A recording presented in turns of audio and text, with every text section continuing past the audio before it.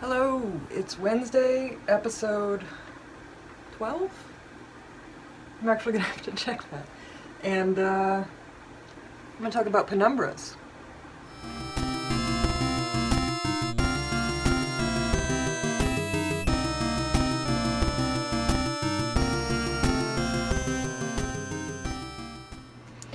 Okay, today's video is not going to have my face in it very much because I'm going to demo a little something for you. If you can see on the fig, there's like this cast shadow that goes right there. But then there's all this halftone underneath it. That's what we call a penumbra. Now only cast shadows have penumbras because it's like the light kind of wraps around the object. It's too much to explain in this video. But a form shadow, right, like this is a form shadow where it just rolls out of the light. Then we don't need to talk about penumbras, but if you hold, like put a sphere in a light source, you'll see that there's like a halo around the cast shadow, and that's what I mean by penumbra. A lot of people, I think, in the world do a bad thing in blending their penumbras. It's just not going to give you as good of a result. So you kind of want to think about it in the same way as you think about modeling a form turn, which is just changing each brush stroke. So as I come out of my little cast shadow that I finished here, I just want every step out of it to be a little softer. So you see, I'm not working into the brush strokes before. Maybe I'm letting them overlap, but I'm not getting up in there and pulling the paint down, because that's no good.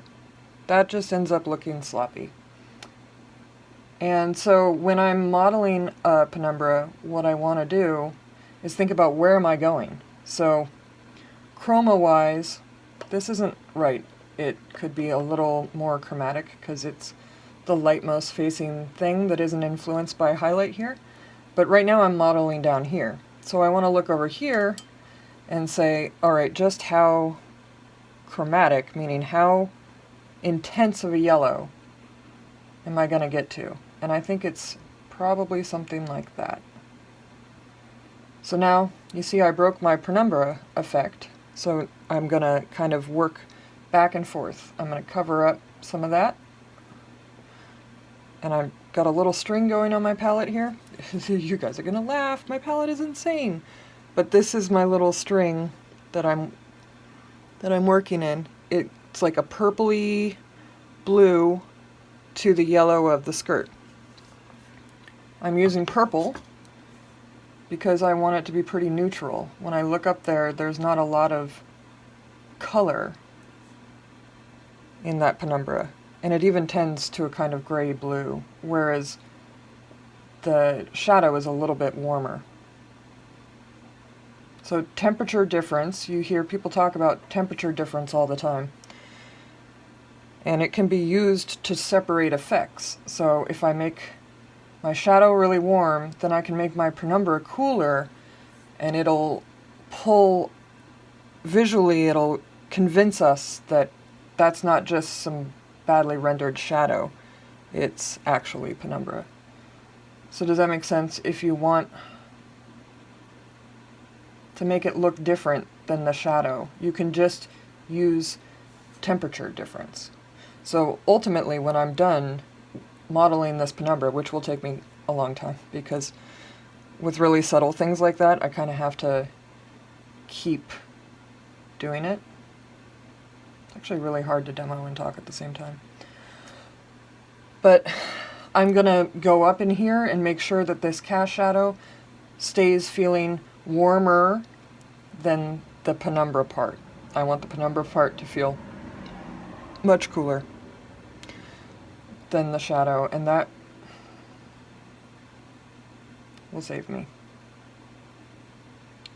So I'm going to keep modeling this penumbra.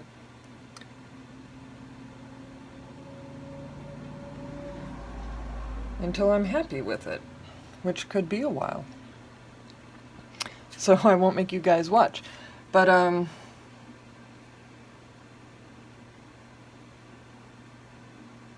see, Penumbra town right there. Which is very different than my warmer